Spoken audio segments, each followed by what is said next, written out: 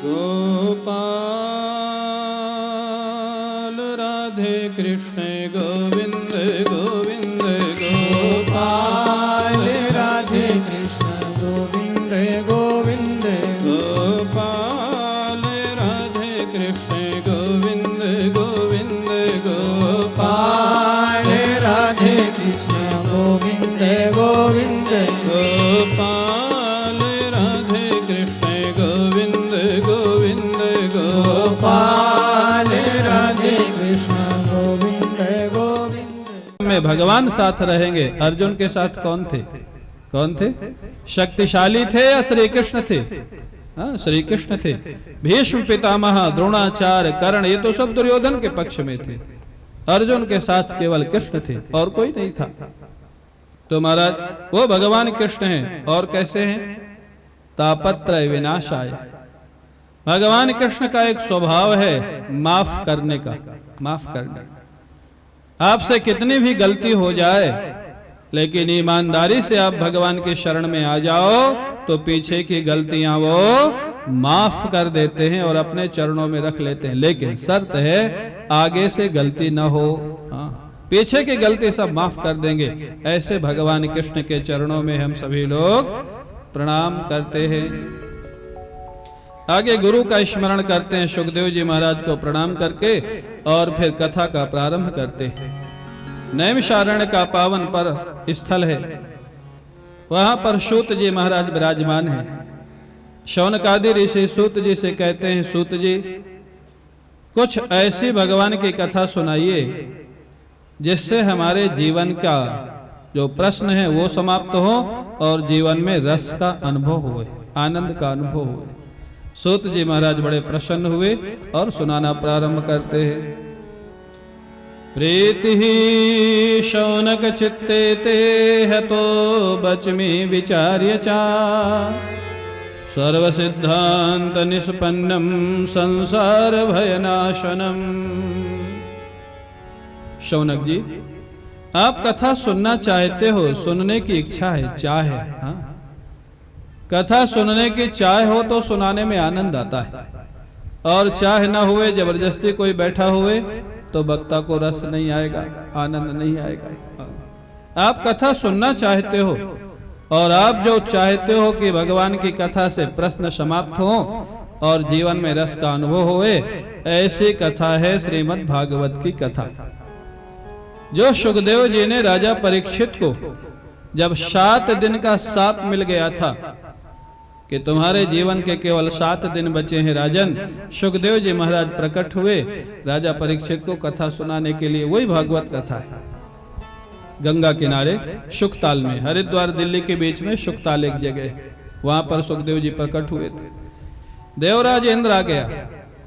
इंद्र ने कहा सुखदेव जी को प्रणाम करके, राजा परीक्षित को मरने का भय है ना, मैं अमृत लाया हूं, आप इनको अमृत पिला दो, ये अमर हो जाएंगे और इसके बदले कथा हमको सुना दो। हाँ।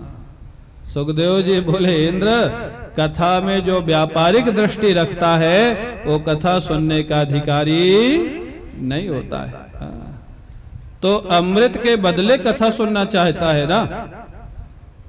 कथा में जो महाराज व्यापारिक दृष्टिकोण रखेगा, वक्ता हो या श्रोता हो, आयोजक हो, दोनों के लिए मना है, निषेध है। वो कथा सुनने कहने के अधिकारी नहीं। सुखदेव जी ने मना कर दिया। देवराज इंद्र को राजा परीक्षित को कथा सुनाई और 7 दिन के अंदर भगवान कृष्ण की अनुभूति करा दी, अनुभव करा दिया सुखदेव जी ने। यही कथा देवर्षि नारद ने सनकादियों से सुनी 7 दिन में। शौनक जी ने कहा, महाराज कोई गृहस्थ 7 दिन में कथा सुने तो बात समझ में आती है कि रोज रोज समय नहीं होता है। 7 दिन तो समय निकाला जा सकता है। अगर रोज कहा जाए कि रोज आपको भागवत सप्ताह सुनाया जाएगा तो आप समय निकालोगे? नहीं निकालोगे, नहीं हो सकता, संभव नहीं, बहुत सारे काम रहते। तो गृहस्थ के लिए तो समस्या है, लेकिन महात्मा को तो रोज कथा कहनी चाहिए, रोज सुननी चाहिए। महात्मा को और काम क्या है? तो नारद जी महाराज रोज कथा कहते सुनते हैं, लेकिन ये 7 दिन वाली कथा क्यों सुना नारद जी ने?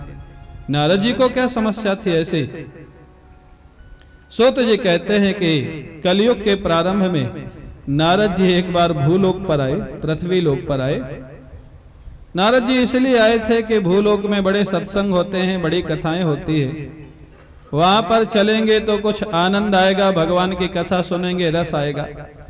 नारद जी सभी तीर्थों में गए, हरि क्षेत्र, कुरुक्षेत्र, श्रीरंगम, काशी विश्वनाथ, रंगनाथ, सभी तीर्थों में घूमते रहे, लेकिन नारद जी को कहीं सुख शांति का अनुभव नहीं हुआ। आप लोग भी बहुत तीर्थों में जाते होंगे। आप लोग कहते हैं ना गंगा नहाने से पाप खत्म हो जाते हैं, बिल्कुल ठीक कहते हैं। कितनी बार आप लोगों ने गंगा जी नहाया होगा, प्रयागराज कुंभ भी नहाया होगा, नर्मदा जी भी नहाया होगा, लेकिन पाप खत्म हो गए? हो गए? क्यों माताओं? नहीं हुए ना? क्यों? क्यों नहीं हुए? क्योंकि एक बार खत्म हो जाते हैं, आकर के फिर हम कर देते हैं, फिर वापस करते हैं वही काम। कहां से खत्म हो गए? एक महात्मा कहते थे गंगा जी पाप तो खत्म कर देते हैं, लेकिन जब दोबारा करते हो तो पिछले पाप भी जीवित हो जाते हैं और वो भी आके सिर पे सवार हो जाते हैं। गंगा नहाओ, कथा सुनो, मंदिर में जाओ, लेकिन नियम लो कि इसके आगे से अब पाप नहीं करेंगे, तब खत्म होंगे। प्राय महाराज भीड़ चाल में चले जा रहे हैं, हम भी गंगा जी जाएंगे, हम भी कुंभ में जाएंगे। अच्छा है, जाना चाहिए, लेकिन वहां से सीखा क्या, वहां से लिया क्या? भगवान के मंदिर में जाते हैं, रोज प्रार्थना करते, त्वमेव माता च पिता त्वमेव। प्रार्थना तो करते हैं कि आप ही माता हैं, आप ही पिता हैं, लेकिन मानते हैं क्या? भगवान ही माता पिता है मानते हैं? नहीं मानते तो भगवान से झूठ क्यों बोलते हैं भाई? अगर कहते हो तो मानना चाहिए कि भगवान ही माता पिता है, भगवान ही भाई है, भगवान ही सखा है, भगवान ही विद्या है, भगवान ही संपत्ति है। ये श्लोक तो बहुत प्रसिद्ध श्लोक है, बच्चा बच्चा बोलता है, लेकिन मानते कितने? जितने मानते हैं वो सुखी हो गए, और जो नहीं मानते वो 20 साल से श्लोक गा रहे हैं और कुछ होने जाने वाला नहीं हुआ। गा रहे, रोज गाते हैं महाराज। तो इसलिए कहते हैं महाराज नारद जी गए तीर्थों में, देखा कोई फर्क नहीं, कोई सुख शांति नहीं। नारद जी ने सोचा चलो गृहस्थों के यहाँ चलते हैं, वहां तो परिवार है, कथा सत्संग होता होगा, सुख शांति होगी। गृहस्थों के यहाँ गए तो वहां भी अशांति थी। वहां क्या शांति थी गृहस्थों के यहाँ? कलयुग के जो लक्षण है क्या? बोले गृहस्थों में सत्य बोलने की जो महाराज निष्ठा है ना, वो खत्म हो गई थी। कोई सत्य बोल के खुश नहीं। आज व्यक्ति जितना झूठ बोल के लोगों को बेवकूफ बना सके उसको कहा जाता है बड़ा बुद्धिमान, और जो सच बोलने लग जाए उसको कहा जाता है ये बेवकूफ है। ये तो सब बात बता देता है, ये बेवकूफ।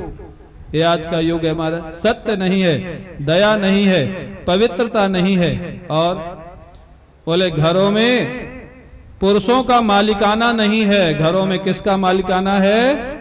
माताओं का। ये सब कलयुग के लक्षण है। भाई का व्यापार भाई के साथ नहीं है, किसके साथ है? शालको बुद्धिदाय कहा, साले के साथ है। ऐसा तो नहीं है ना आपके यहाँ? नागदा में ऐसा नहीं होगा।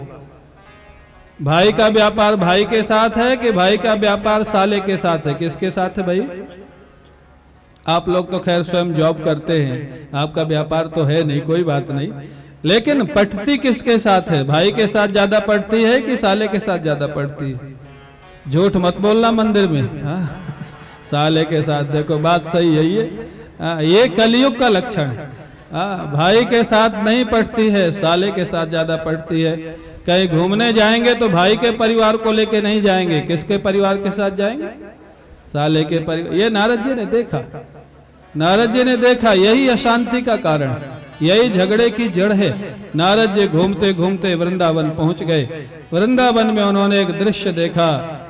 एक युवा स्त्री रो रही है, दो वृद्ध बेहोश पुरुष पड़े हुए हैं। ये कौन थे? भक्ति, ज्ञान और वैराग्य। नारद जी को देख करके भक्ति ने आवाज लगाई, भो भो साधो क्षणम तिष्ठ। अरे महात्मा जी थोड़ा रुकिए, मेरी समस्या को भी सुनिए और समाधान करिए।